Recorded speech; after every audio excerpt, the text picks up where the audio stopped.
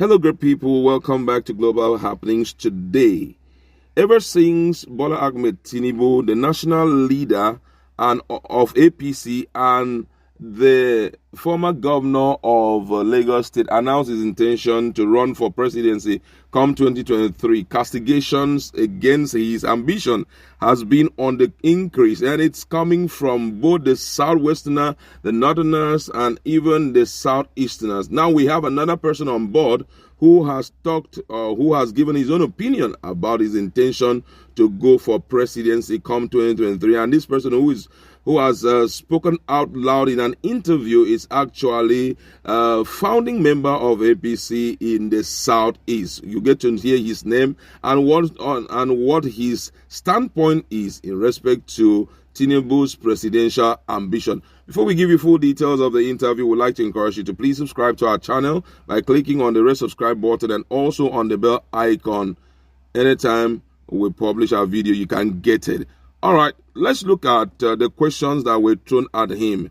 Now, the person we are talking about here is the Director General, Voice of Nigeria, Mr. Aosita Okechukwu, who is a foundation member of the All Progressive Congress, APC. He was being interviewed about his views on the 2023 elections and the recent declaration of interests in the presidency. And you're going to get to hear some of the responses he gave. When he was asked why he told Bola Ahmed Tinubu to jettison his presidential ambition and back a younger candidate from the Southeast, how did he feel when Tinubu finally made his intentions known? And in his response, he said no, that he wasn't disappointed.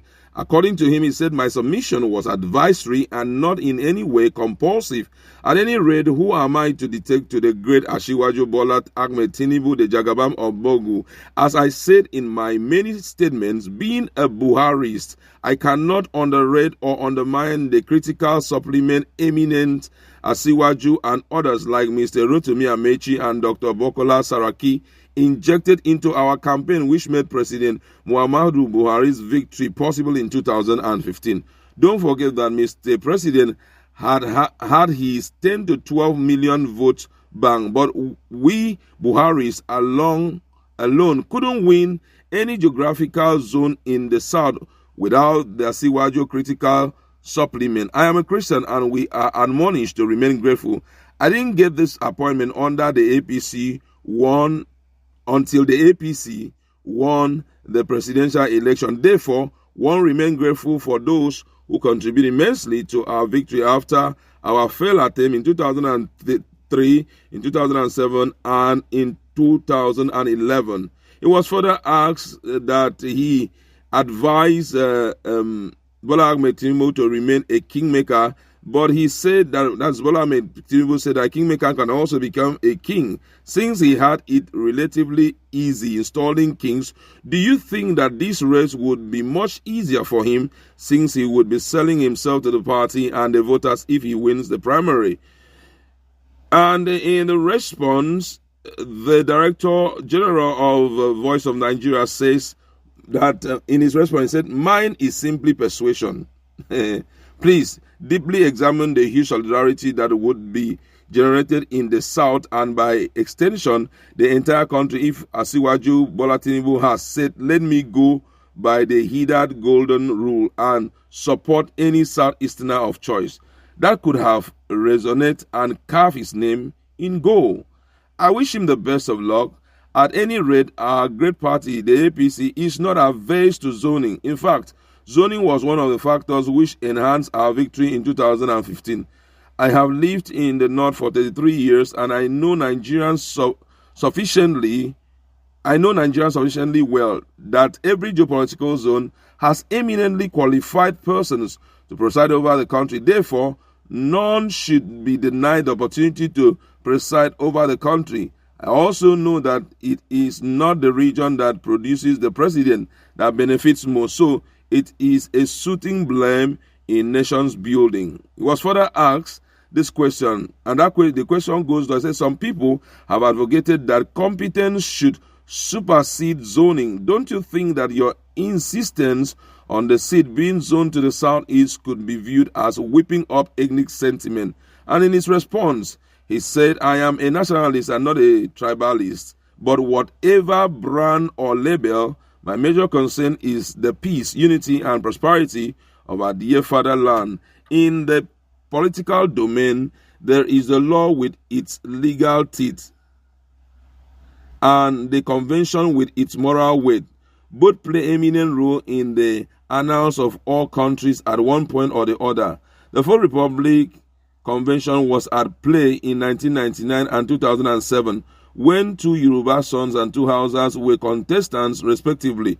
Don't forget that it was based on this premise that patriots like Dr. Alex Ekweme, former Vice President Solomon La, Abubakar Rimi, Umaru Shikifi, Adamu Siroma, Dr. Lushola Saraki of blessed memories, and a host of others patriots shelved their interests and adopted the zoning convention which saved our dear country. I think we need the zoning convention to further stabilize the country. Another question thrown at him was, you also mentioned that Tinubu should use his abundant almighty God endowment to unite the APC, the South, and by extension our beloved country by backing a candidate from the Southeast. Does it mean his intention to run could one way or the other divide your party, the South, and the country?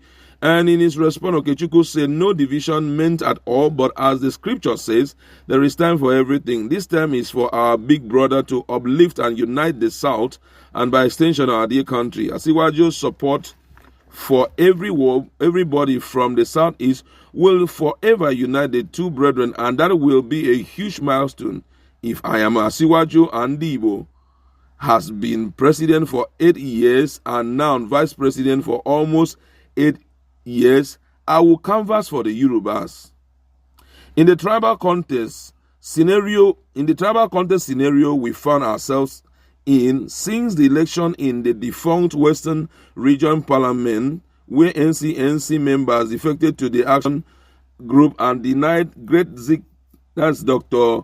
Nnamdi Azikiwe, the leadership of the parliament, the best in this circumstance is to adhere to the golden rule, which will automatically heal and cement such ancient grudge. For me, Ndigbos and Yorubas are not enemies but competitors who naturally look beyond each other's shoulder. This gesture could have minimized such rivalry.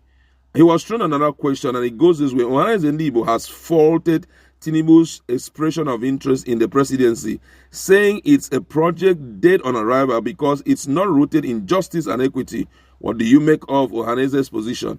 And in his response, he said, my understanding is that Ohaneze Ndigbo is also appealing to Asiwaju Bola Ahmed Tinubu to give us support, the language syntax notwithstanding, that he should obey the golden rule and do unto others as was done to them.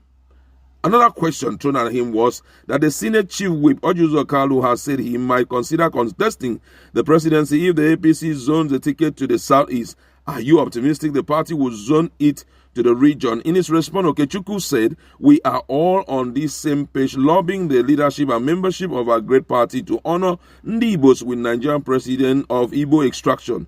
It will be the end of the civil war and end of IPOB, the proscribed indigenous people of Biafra. Indeed, Nigeria's president of Igbo extraction will be broad-minded and continue the physical and agrarian infrastructural revolution of President Buhari. We have been involved in the development of every way in the country, and this tempo will definitely accelerate if given the golden opportunity. We are true Democrats and patriots who reside and invest wherever we live. Everywhere is our home, and it is incumbent on us to develop wherever we go. Wow. Those were some of the things that these top APC stalwarts said about the issue of the issue of Bola Ahmed Tinubu supporting the Southeast. What do you have to say about some of the reactions